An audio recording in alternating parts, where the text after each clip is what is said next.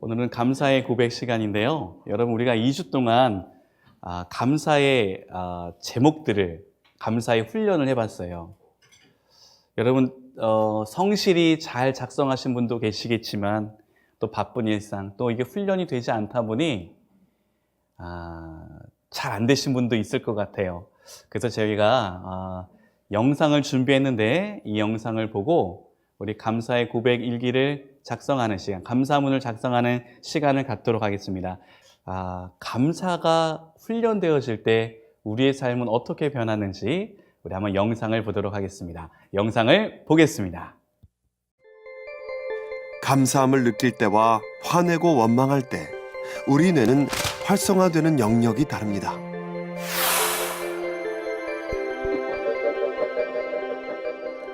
화를 내면 교감신경계가 자극돼 아드레날린 같은 신경 전달 물질을 분비하고 이것이 다시 부신을 자극해 스트레스 호르몬인 코티졸을 분비하게 되는데요.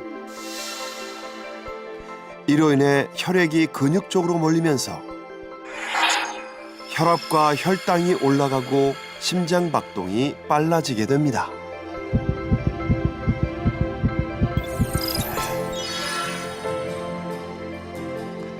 반면에 감사함을 느끼게 되면 측두엽 중 사회적 관계 형성에 관련된 부분과 즐거움과 관련된 쾌락 중추가 작용해서 도파민, 세로토닌, 엔돌핀 등 이른바 행복 호르몬을 분비하도록 영향을 줍니다. 그리고 이들 행복 호르몬의 영향으로 우리 몸은 심장 박동과 혈압이 안정되고 근육이 이완되면서 기분 좋은 행복감을 느끼게 되는 거죠.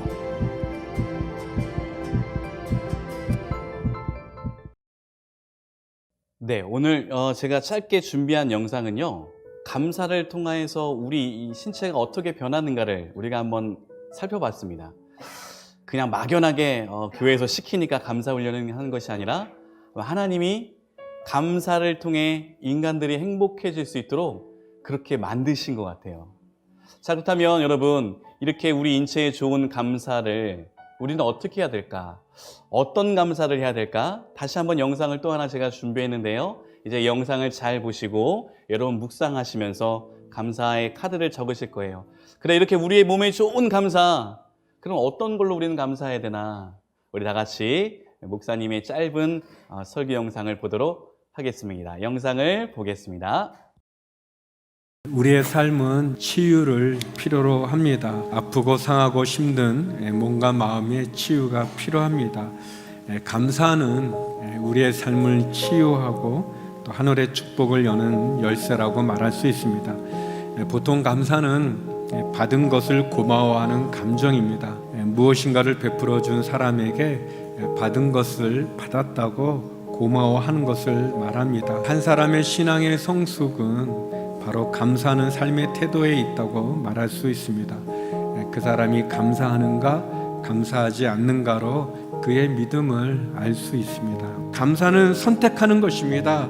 조건 나쁨을 뛰어넘어 모든 일에 감사라는 그 말씀에 순종함으로 선택하는 것이죠. 조건에 따라 내가 반응한다기보다 어떤 상황에서도 내가 어떤 것을 선택하는가에 따라 다르게 됩니다. 감사는 조건으로 얻어지는 행복이 아니라 해석으로, 선택으로, 묵상으로 얻어지는 행복이라고 말할 수 있습니다. 우리의 삶에서 부딪히는 모든 역경의 배후에는 하나님의 섭리가 있습니다.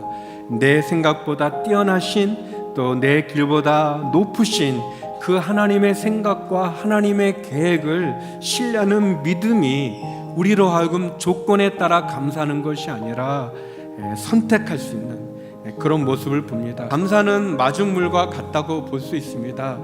펌프에서 물이 안 나올 때 그 물을 이끌어내기 위해서 붓는데 쓰는 물을 마중물이라고 합니다. 마중물은 작은 양이지만 그 마중물을 통해서 얻게 되는 생수는 어마어마합니다. 감사는 마중물과 같아서 감사할 때 우리는 하나님의 창고에서 상상할 수 없는 많은 은혜와 축복을 얻을 수 있습니다.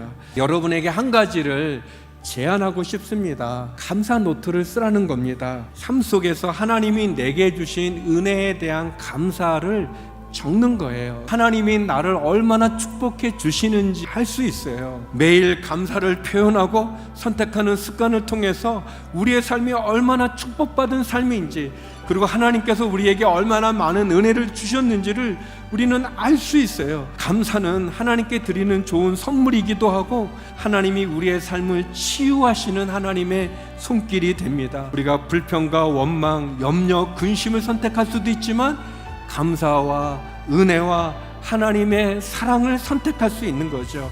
나를 향한 하나님의 신실하심을 믿음으로, 나를 향한 하나님의 변함없는 사랑을 붙잡음으로 하나님께 감사할 수 있는 것이죠.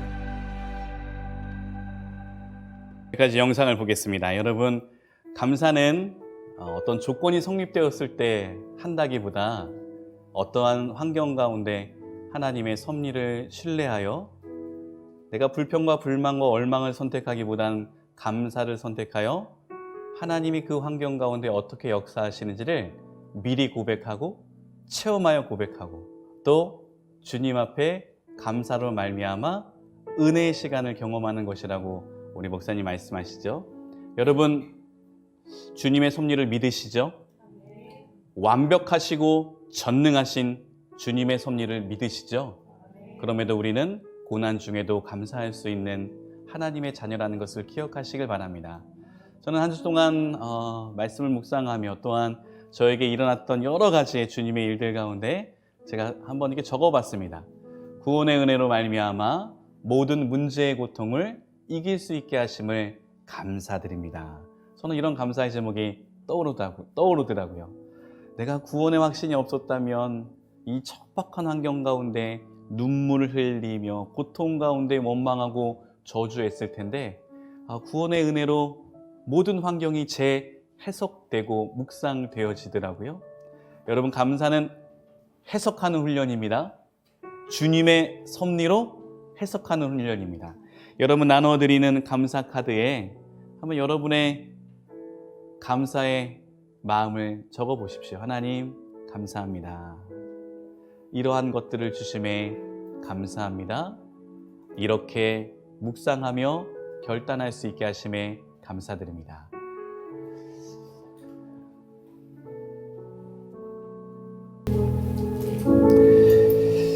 오늘 우리에게 주시는 하나님의 말씀은 디모데후서 4장 6절에서 8절 말씀입니다.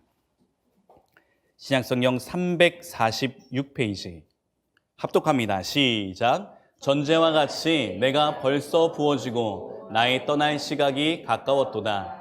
나는 선한 싸움을 싸우고 나의 달려갈 길을 마치고 믿음을 지켰으니 이제 후로는 나를 위하여 의의 면류관이 예비되었으므로 주 곧 의로우신 재판장이 그날에 내게 주실 것이며 내게만 아니라 주의 나타나심을 사모하는 모든 자에게도니라.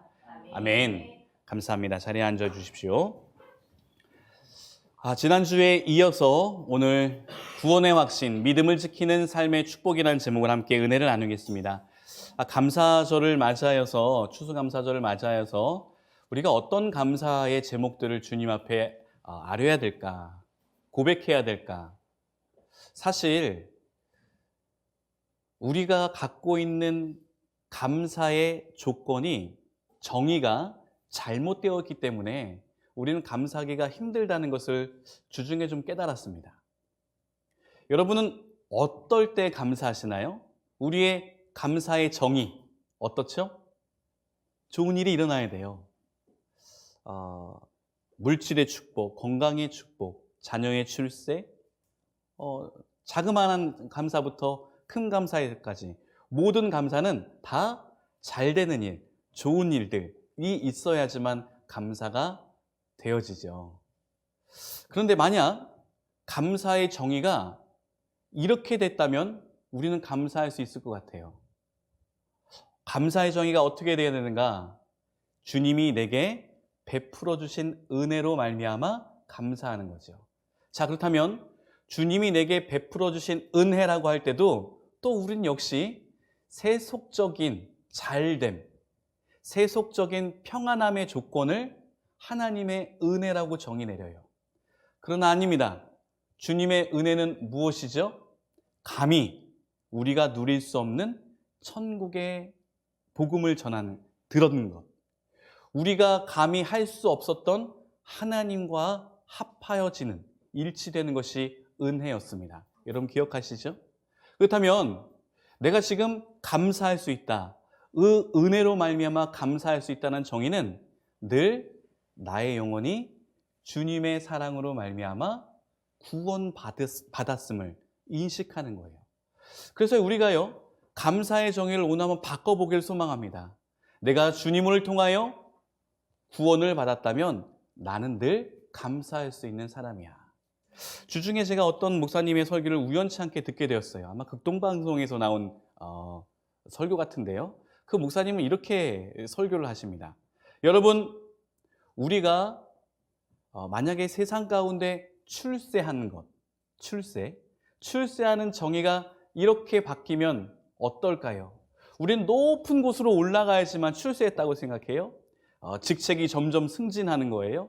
연봉이 점점 많아지는 거예요. 내게 인기가 점점 많아지는 거예요. 그럼 우리는 출세했다고 생각해요. 점점 높은 곳으로 올라가고 싶어요. 그런데 출세의 정의를 이렇게 바꿔보자는 거예요. 계속 낮은 곳으로 가는 것. 예수님을 본받아 계속 낮은 곳으로 가는 것이 진정한 인생의 명예라면, 만약에 그것이 그 정의가 내 삶 가운데 정리된다면 우리는 그 명예의 정의대로 계속 낮아지고 겸손해질 거라는 거예요. 그 설교를 들으면서 제가 감사를 한번 다시 정의해보자. 여러분, 추상적인 개념 같지만 오늘 이 구원의 확신 가운데 우리가 믿어진다면 우리는 날마다 감사하는 자들이 될 수 있음을 선포합니다. 제가 지금 선포하는 거예요. 여러분 그렇게 하시길 바랍니다. 권유한 게 아니라 제가 선포하는 거예요. 그렇게 하자는 거예요. 그렇게 되어야만 한다는 것이죠. 자, 여러분 한번 정리를 한번 해볼게요. 구원의 확신은 나의 행위에서 오나요? 아니면 주님의 사랑의 말씀, 변치 않으시는 주님의 사랑의 말씀으로부터 오나요? 후자지요. 주님께서는 우리를 끝까지 사랑하신다고 말씀하셨기 때문에 비록 내가 죄악 가운데 있어도 주님은 우리를 찾아와 주세요. 베드로가 예수님을 부인했습니다. 그리고는 그는 처절한 통곡 가운데 자신의 예수님을 저주했던 행위를 굉장히 수치스러워하면서 자기의 인생 가운데 최대 위기를 맞고 있어요. 나는 역시 파렴치한 놈이었어. 예수님이 나를 그렇게 사랑해 주셨는데도 불구하고 나 살고자 내 인생에 조금이라도 손해가 오는 것을 극도로 두려워하고 싫어했기 때문에 예수님을 부인한 자였어. 내가 이렇게 머저리 같고 무능한 자야. 그러면서 그는요, 다시 자신의 삶으로 회귀합니다. 물고기를 잡는 어부의 삶으로 돌아가요. 그런데 놀라운 일이 벌어집니다. 예수님이 3일 만에 부활하신 후 누구를 찾아가죠? 베드로를 찾아가세요. 여러분이 죄악 가운데 그 죄가 주는 수치심 가운데 감히 주님 앞에 나아올 수 없을 때가 있죠. 저는 그런 적이 있는 것 같습니다. 모태신앙으로서 죄라는 건 알고 있지만, 이것이 하나님이 싫어하는 행동인 걸 알고 있지만 끊임없이 그 죄를 끊지 못하는 저의 모습을 발견한 순간 회개기도도 나오지 않더라고요. 왜냐하면 너무나도 부끄러운 거예요. 여러분 생각해 보세요. 누군가 나에게 똑같은 실수를 계속 반복해요. 여러분의 마음은 어떠시겠습니까? 똑같은 무례한 잘못, 똑같은 정말 내 삶에 리스크를 주는 잘못을 계속 누군가가 해온다면 여러분은 어떻게 반응하시겠어요? 또 내가 그 누군가에게 똑같은 실수를 반복한다면 여러분은 그 사람을 제대로 볼 수 있을까요? 저는 성향이 내성적인 성향이라 회피하는 쪽을 선택할 것 같습니다. 내가 저 사람 어떻게 봐. 차라리 잠적할래, 숨어버릴래. 우리 다 그런 마음 있잖아요. 그러는 가운데 예수님은 베드로를 찾아오십니다. 이게 바로 예수님이 우리를 향한 끝까지 사랑하심의 표본이에요. 그러니까 이 베드로가 예수님의 끝까지 찾아오시는 이 사랑, 끝날까지 사랑해 주시는 그 사랑에 이제 이렇게 반응합니다. 아, 내가 저분의 사랑으로 인하여 구원받을 수 있겠구나. 내가 비록 부인했지만 죄악 가운데 죄를 저지르는 괴수이지만 또 내 삶 가운데 이제 아무런 희망 없어서 감히 그분의 낯도 내가 감히 그분의 낯을 볼 그런 용기가 없어 의기소침하여 이제 패배자라는 루저라는 생각을 가지고 살아갈 때 주님은 다시 우리를 찾아오십니다. 그리고 이 찾아오시는 주님의 사랑을 체험한 베드로는 이제 이렇게 삶을 살아가요. 내가 진짜 저분의 사랑으로 구원받을 수 있겠구나. 아니, 구원받았다. 그러면서 베드로는요, 전과 같지 않은 전혀 다른 삶을 삽니다. 어떤 삶이냐? 바로 나를 구원해 주시는 예수님을 믿는 삶으로 살기 시작해요. 여러분, 우리는 크리스찬입니다. 크리스찬이라는 건 무슨 말이죠? 예수님을 믿는 사람을 크리스찬이라고 얘기하죠. 조금 더 이 의미를 여러분에게 설명해 볼게요. 여러분, 크리스찬은 예수님을 믿는 사람, 교회 다니는 사람이 아니라 예수님을 내 삶의 주인으로 믿는 사람들이 크리스찬이에요. 그러니까 여러분, 우리가 나는 교회 다닙니다, 크리스찬입니다, 그리스도인입니다 라고 얘기하는 것은 나의 어떤 믿음의 고백이 있는 거냐? 주님은 내 삶의 주인이십니다. 이거예요. 여러분, 내 삶의 주인이라면 우리는 어떤 신분으로 되는 거예요? 그분의 종인 거예요. 여러분, 제가 사극을 보면요, 우리 조선시대에 또 그 이전의 세대 보면 그 양반 집에는 늘 하인들이 있더라고요. 여러분, 추노라는 드라마도 보셨잖아요. 여러분, 그럼 보면요, 이 하인들은 늘 주인의 말에 100% 복종하게 되어 있어요. 100% 복종하게 되어 있어요. 여러분, 그렇다면 우리가 예수 그리스도를, 하나님을 내 아버지 혹은 주님이라고 고백한다면 우리는 어떠한 삶을 살겠다는 우리의 확신, 우리의 고백이 있는 거예요? 당신, 주님의 뜻대로 살겠습니다는 고백이 있는 거예요. 그렇더니 우리가 참 아이러니하게도 그리스도인, 크리스찬이지만 주님의 말씀에 순종하기를 너무 싫어해요. 너무 싫어해요. 왜 그런가 봤더니 구원의 확신이 흔들리기 때문이에요. 여러분, 내 삶 가운데 주님으로 말미암아 구원받았다면, 주님께서 나를 확실히 구원해 주신다는 확신이 있다면 우리는 믿음을 지키는 삶을 주저하지 않아요. 더 중요한 것, 믿음의 삶을 살아갈 때 오는 역경 또한 감내할 수 있다는 거예요. 왜요? 내가 예수 그리스도를 믿음으로 말미암아 내게 주어지는 고난이기 때문에 그래요. 믿음으로써 내게 오는 고난이기 때문에 그 고난 또한 믿음으로부터 오는 거라는 확신 때문에 이겨내는 거예요.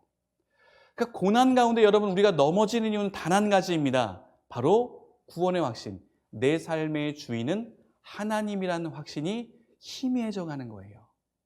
그러니까 고난이 오면 어때요? 자꾸 인간적인 방법으로 해결해 보려고 해요. 제가 여러분에게 직설적으로 여쭤봅니다.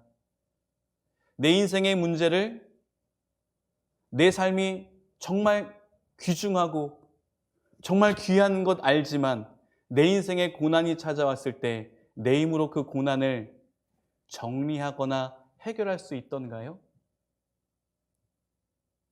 해결할 수 있는 부분도 있겠지만 결국에는 우리는 우리의 삶을 위해서 그 어느 것 하나 내 자의로, 자력으로 해결할 수 없음을 깨닫게 됩니다. 그러면 저는 늘 이렇게 생각해요. 내 삶의 문제, 내 인생, 조인이라는 사람의 인생을 내가 내 힘으로 보장할 수 없다면 내 인생을 보장해 줄 수 있는 더 큰 존재를 의지해야 돼요. 여러분, 나이가 많다고 해서 인생의 연륜이 물론 쌓인다는 것, 물론 배울 점이 있지만 똑같은 인간이 똑같은 인생을 구원하거나 그 인생을 완벽하게 이끌어갈 수 있을까요? 저는 사랑하는 4명의 자녀가 있지만 4명의 자녀의 삶을 솔직히 말하면 제가 책임질 수 없습니다. 여러분, 책임진다는 것 자체가 벌써 문제예요, 문제. 그렇죠? 여러분, 우리는 그렇습니다. 내 인생을 내가 마음대로 책임질 수 없는 부족한 인생이에요. 그것을 깨달아야 되기 때문에 더 큰 존재를 의지할 수 있다는 거예요. 그렇다면 저는 여러분에게 이렇게 목사로서, 크리스찬으로서 이렇게 여러분에게 도전하고 싶습니다. 내 인생을 완벽하게 지킬 수 있는 구원자 되시는 주님을 만나십시오. 그분을 통해서 여러분의 삶은 변화될 수 있음을 믿습니다. 오늘 우리가 봤던 본문은요, 사도 바울의 마지막입니다. 이제 죽음이 코앞에 닥친 사도 바울의 고백이에요. 본문의 말씀을 우리 다시 한번 위로 올라가서 볼까요? 6절부터 한번 보겠습니다. 사도 바울이요, 여러분 모르시는 분도 있어서 제가 말씀드리면요, 사도 바울은 예수님을 증거하다가 목이 잘리는 참수형의 순교한 그리스도인이었습니다. 이 사도 바울이요, 이제 감옥에서요, 사형 선고 날짜, 이제 사형 집행일이 얼마 남지 않음을 깨닫고 그의 사랑하는 디모데에게 편지를 씁니다. 그 편지가 바로 디모데 후서지요. 이 디모데 후서의 마지막 유언과 같은 사도 바울이 이렇게 얘기합니다. 전제와 같이 내가 벌써 부어지고 나의 떠날 시각이 가까워졌도다. 나의 삶을 위해서 내가 불태워 살아가는 게 아니라 주님을 위해서 나의 삶을 불태워 올려드렸대요. 보세요, 여러분. 사도 바울이 지금 그런 삶을 살았고, 그런 삶을 사는 가운데 죽음의 문턱을 감지했을 때 그에게 왔던 영적 지각, 그러니까 영적으로 확신하고 깨달아진 것이 있었어요. 그 얘기를 지금 사랑하는 디모데에게 이야기해 주는 겁니다. 내가 내 인생은 정말 주님을 위해 살았어. 이제 죽음의 시간이 내게 다가오는데 7절, 나는 선한 싸움을 싸우고 나의 달려갈 길을 마치고 믿음을 지켰어. 그가 전제로 드렸던 그 삶을 이렇게 한마디로 한 줄로 정리합니다. 선한 싸움을 싸우고. 여러분, 우리 성경에는요, 싸움에 대해서 다툼이라는 거에서는 철저하게 금하고 있습니다. 그러나 이런 싸움은 허용해요. 선한 싸움. 여러분, 선한 싸움이 무엇일까요? 저는 영적 싸움이라고 얘기하고 싶습니다. 주님을 위해서 싸우는 거예요. 여러분, 이 세상 가운데 풍조를 보십시오. 얼마나 거짓과 술수와 음란이 도사리고 있습니까? 어제 다니엘 기도회를 제가 우연치 않게 또 보게 되는데 권호중 집사님이 나와서 간증을 하시더라고요. 권호중 집사님이 이런 간증을 하셨어요. 본인도 그 전에는 집사로서 많은 교회 간증을 하러 다녔지만 여전히 세상 것을 끊지 못했던 사람이래요. 그런데 이렇게 얘기합니다. 세상 것들을 끊지 못하였던 것은 그것을 싸워야 되는 대상으로 인지하지 못했기 때문이래요. 여러분, 우리가 세상 가운데 만족한 것들, 나에게 만족을 주는 것들을 잘 한번 생각해 보십시오. 그것은 싸워야 될 대상입니까? 아니면 내가 끝까지 그것을 통해서 즐거움과 기쁨을 누려야 되는 대상입니까? 주님의 마음과 말씀으로 분별하여 내 삶에 선한 싸움을 싸우시기를 간절히 소망합니다. 여러분, 특별히 제가 이 선한 싸움을 싸운다는 이 구절을 갖고 기도할 때마다 우리 다음 세대들을 위해 기도해요. 주여, 우리 다음 세대들이 우리가 고민하지 말아야 될 것들을 고민하는 세대가 되었으니 지혜를 주셔서 분별하게 하옵소서. 마약을 하지 않게 하시고 동성애에 빠지지 않게 하시고 세상에 술과 담배에 빠지지 않게 하시고 주의 선한 신부로서 순결한 신부로서 이 세상을 싸워 이기게 하옵소서. 이렇게 기도해요, 여러분. 여러분, 우리는 선한 싸움을 싸워야 될 줄로 믿습니다. 사단과 마귀에 정복당하여 패배자로서 눈물을 흘리는 자가 아니라 사단과 마귀를 예수 그리스도의 이름으로 정복하여 여호와 니시 승리의 깃발이 저와 여러분의 삶 가운데 높이 들리어 올려 휘날리기를 소망합니다. 자, 그러면서 이 선한 싸움을 싸우는 것 자체를 자신의 사명으로 생각했대요.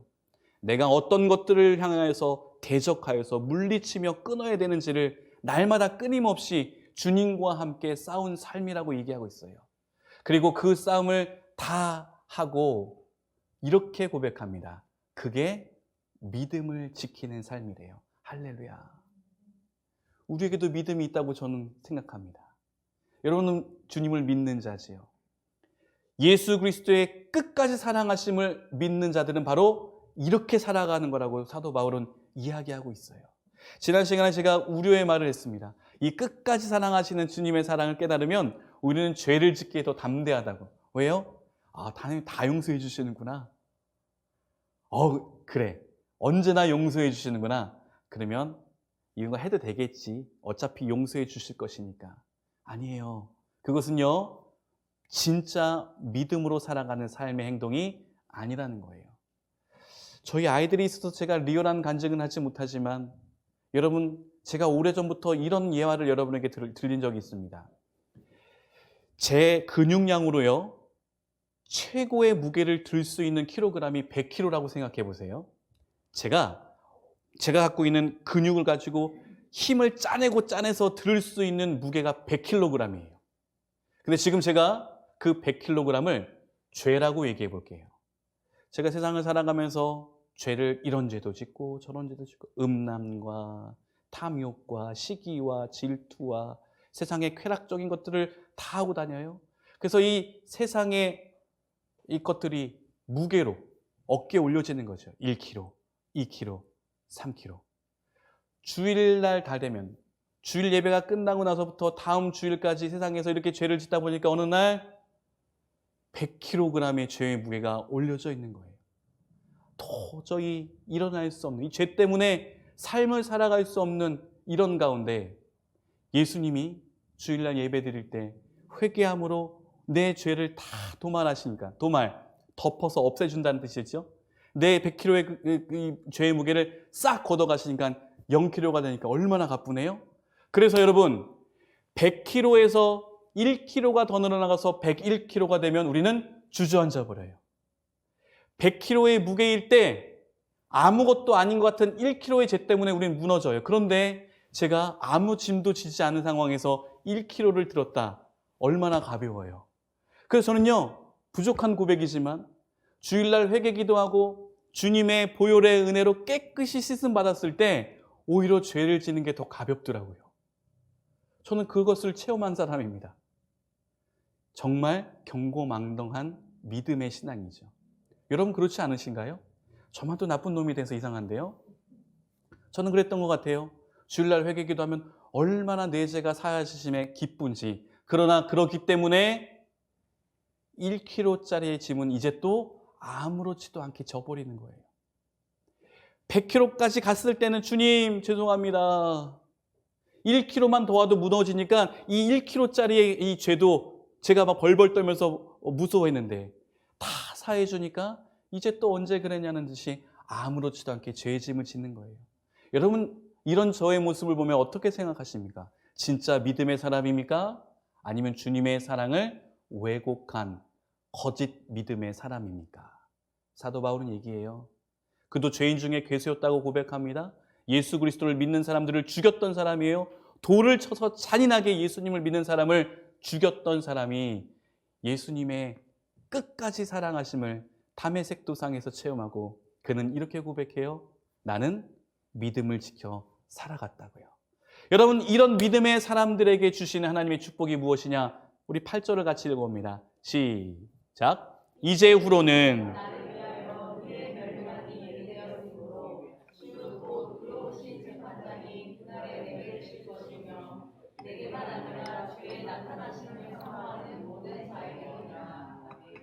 아멘. 주님의 끝없는 끝까지 사랑하시는 그 사랑에 믿음으로 살아갔더니 진짜 내가 확신한 것을 얻었다는 거예요. 여러분 세상에서 제일 우매한 자가 누군지 아십니까? 제일 우매한 자, 어리석은 자들이 뭔지 아세요? 여러분 뭔 것 같으세요?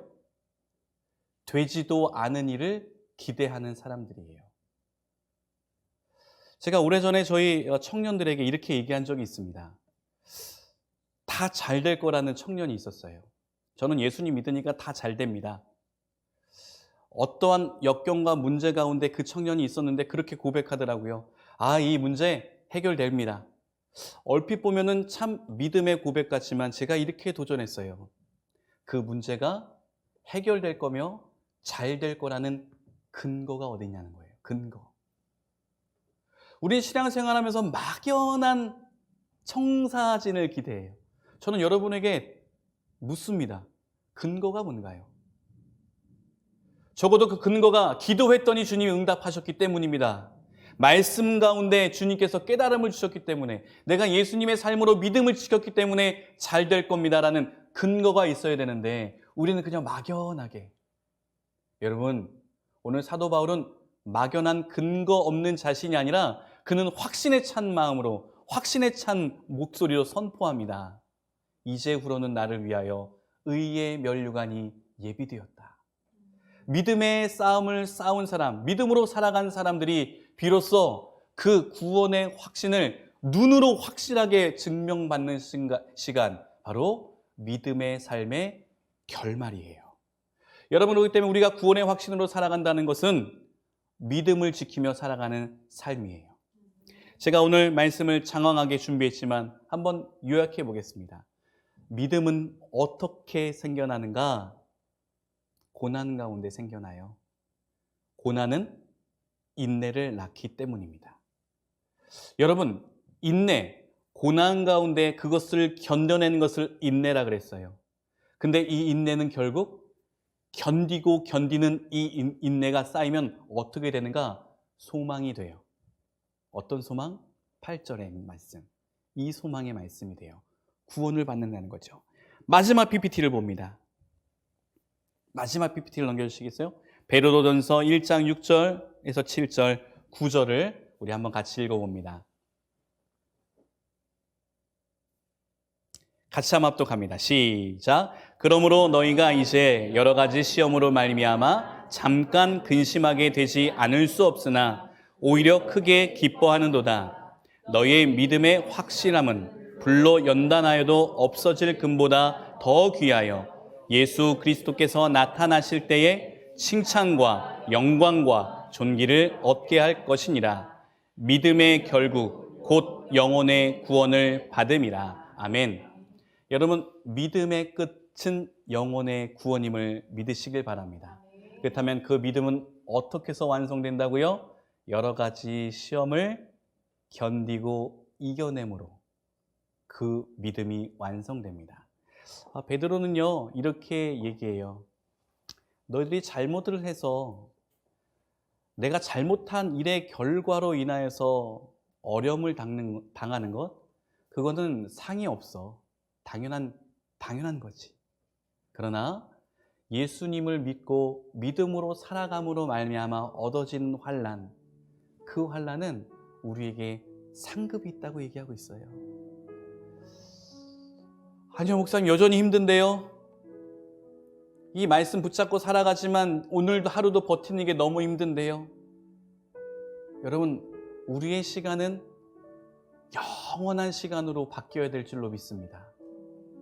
지금은 끝나지 않고 죽는 것 같지만 아니에요. 우리는 영원히 존재하도록 창조되었어요. 우리가 코끝에 호흡이 멎어 이 육신이 흙으로 돌아갈지라도 우리의 영혼은 영원한 곳 천국에 거할 수 있도록 주님이 창조하셨다는 사실. 그래서 믿음으로 인하여서 오는 시험이 죽을 때까지, 죽고 나서도 해결되지 않는다고 저 사람의 인생을 봐라, 예수 믿고 사는 인생이 저렇게 황망하게 죽는 거야. 아니요, 우리는 믿음의 눈을 봐요. 저렇게 살다가 별세하신 분, 믿음으로 살다가 주님 품에 안김을 믿습니다. 여러분, 그 삶은 황망한 삶이 아니라 진짜 승리하며 성공한 삶이라고 저는 믿습니다. 하나님을 모른 채 부귀영화, 호의호식을 누린 사람이 성공한 사람이 아니라 그의 결국은 결국 멸망이기 때문에 저는 전혀 부럽지 않아요. 조금 부러울까요? 조금. 그러나 주여, 오늘 내게 주신 이 시련이 믿음으로 말미암아 오는 시련이길 소망하며, 이 시련을 내가 온전히 감당했을 때 나에게 오는 축복, 구원의 확신 감사합니다. 저는 이제 여러분의 삶이 날마다 구원의 확신으로 고백되어지길 소망합니다. 저는 정말 바라옵기는 우리 청소년부가 예수를 믿고 구원을 확신을 가져 20대, 30대, 작년에 이뤘을 때 주님께 귀하게 쓰임받는 자녀가 되길 소망합니다. 추수감사절이에요, 여러분. 우리 감사합시다. 내가 가난하여도 병약하여도 우리 자녀들이 비록 세상이 말하는 그런 높은 커리어를 가지 않는 자녀라 할지라도 구원받았기 때문에 감사할 수 있는 거예요. 여러분, 세상의 기준으로 우리를 판단하면 우리는 정말 불쌍한 자들이죠. 그러나 오늘 믿음의 눈을 떠나봅시다. 우리가 얼마나 승리하며 위대한 자인지, 우리는 세상이 줄 수 없는 구원과 평안을 누리기 때문이죠. 두 눈을 감아 봅시다.